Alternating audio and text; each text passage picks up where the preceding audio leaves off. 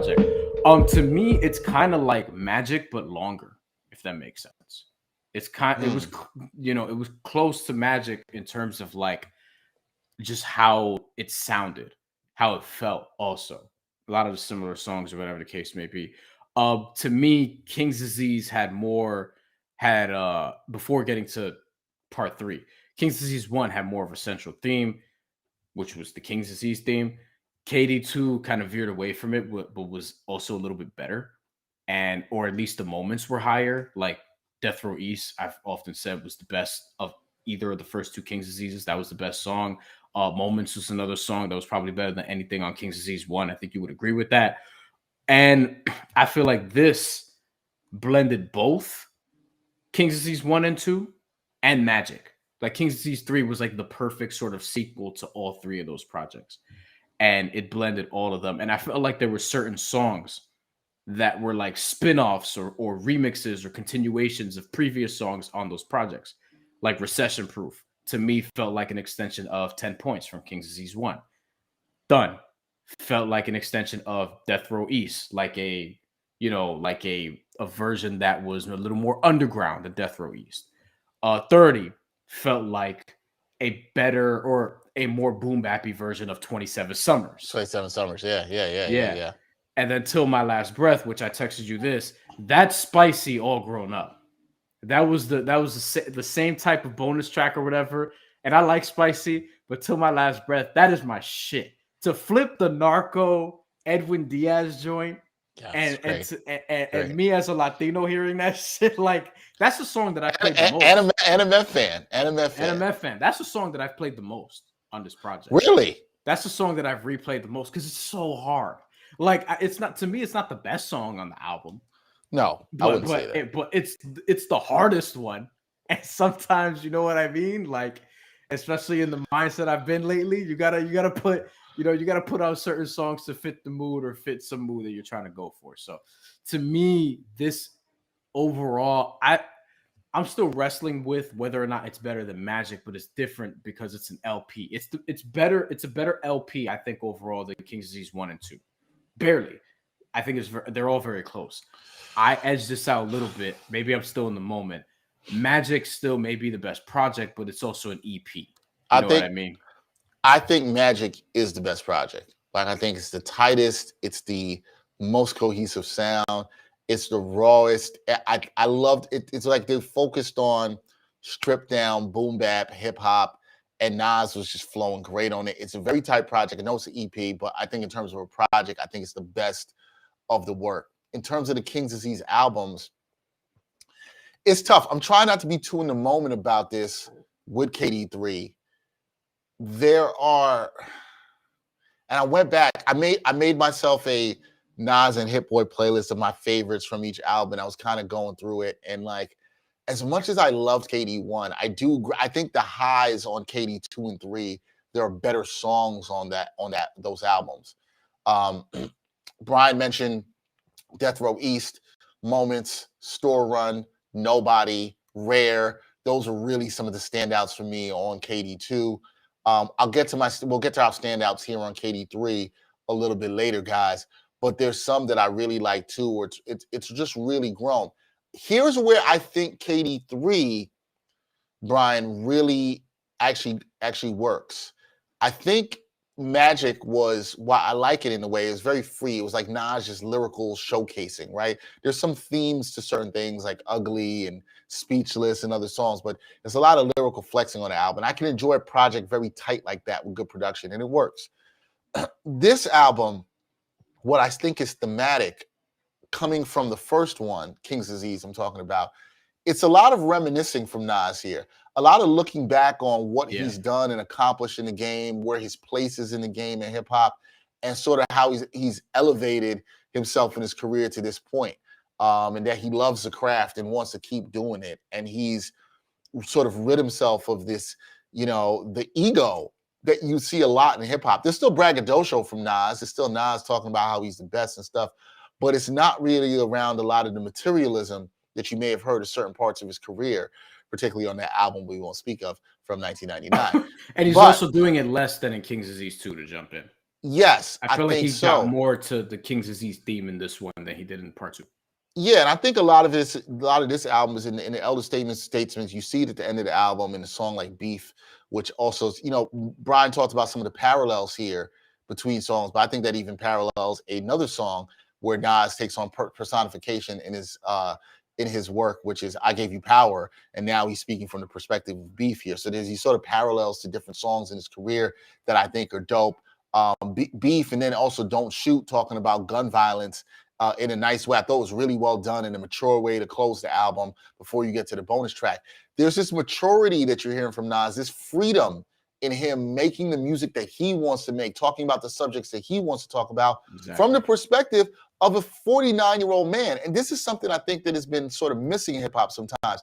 Sometimes we see older rappers, they're still talking about the same shit they were when they were 24. And I'm like, son, what are you doing? Like, you should have grown or been in a different place in your life. And it's an interesting thing that Nas is able to talk about things previously, but then show the growth in where he is at this point in his life. And I think that's something that's part of his life. And I think he talks about this on the album at one point, that the King's Disease, or shedding the King's Disease, is sort of shedding the mentality that you might have previously had, in your youth, and what's the growth. And I think his message to the future, and, this talks about Black empowerment and home ownership and, not gun violence, and working together. I think one of the cool things he did on this album is on the song Thun, which we'll get into. He has a reference that that Black people, brothers, can do anything together if they work together. And he references the fact that Ether is on Tidal, and you can listen to Ether on Tidal, obviously going back to the beef that he and Jay had, and that he and Jay have obviously overcome that, and they work together, and they're cool now. But then he also had a little playful line, which I thought was dope, in that, he still listens and takes notes from Takeover and lets Jay know that it still ain't over. And I thought that was like a little, I laughed at that. I was like, that's really great. And that's, for me as a hip hop fan and everybody who knows this show, those are my two favorite rappers. Everybody knows that. And they went through their beef in the early part of the 2000s, and they had that. And I've always loved what they have evolved into in that relationship. They've hopped on tracks together, they work together. They're clearly cool. And that's good growth. And it shows you don't have to do that. No matter where you're from or the backgrounds you're from, you don't have to do that. And it's great to see. And it's great to see you can joke about that on a song. Like, could you have imagined Nas joking about that in 05 or 06? Nah. That wasn't happening. Right. And so he was so relaxed when he did it too, just in his and it was good. So like, I was happy to hear that. And I think when I listen to, even through these projects, I hear the growth, Brian. Like, it's the growth of him, even through these King's Disease projects. You see the self-growth.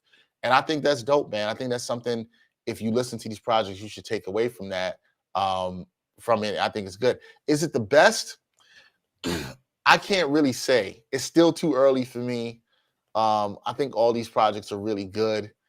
I think Magic is the best project. It's the tightest project. I think it's the most focused project. I think it's the most consistent production. I think that's the best project. So I'm going to go with Magic.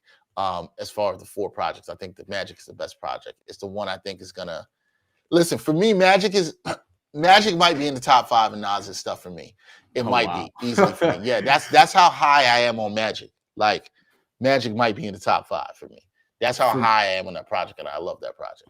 Yeah, I'm gonna roll with this one. I'm gonna roll with King's Disease 3. Also because, like, I feel like it feels more like an album to me in terms of the themes and the themes that it sticks to and things of that nature. We're gonna get to our standouts in a second, but the standouts are also some of the reasons why. Because in listening to this, like, I feel like the high points are high. I don't know how high yet. We got to still, like, look at that or whatever. I always reference, like, could it be a top 25 Nas song? And now I'm going to have to probably expand that to 50 because there's just a lot more joints that he has coming out. And look, he hinted at, and this is something that you've been waiting for longer than me, but I've been waiting for it too. The DJ Premier joint. Yeah. The DJ Premier album that still might happen. It's kind of crazy to think about that he has 4 projects with Hit Boy and none with DJ Premier out yet. But if he's gonna, to me, if Hit Boy's gonna get this out of him, I feel great saying DJ Premier is gonna get a lot out of Nas. It's fucking Premier. You know what I mean? Who was it? Because we've talked about this in the pod. Who was it? It was like a couple years ago. I think it was after the first King's Disease. It might have been after 2. He did. I think it was after 2. He did an interview and somebody asked him about it, and he was like, he gave a face like, "Yo, it's going to happen." Like he kind of put let his finger over his lips, like he couldn't Yeah. say much, I think it's happening. Also, remember Nas and Premier did release a song this year that was on the DJ Premier EP, Hip Hop 50 Volume 1, and that song sounded really good. It was really dope. Yeah. One of my favorite tracks this year.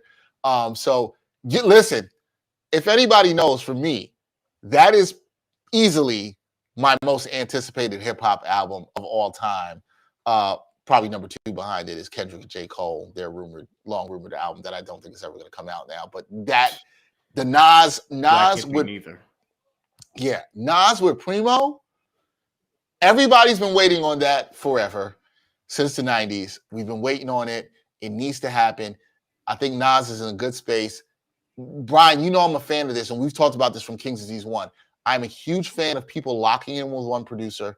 You know how we love the Royce and Premier Prime albums. Those have been fantastic. Prime 3 is coming. That will be on the way. We know that's coming. These albums where people lock in with one producer, I love them.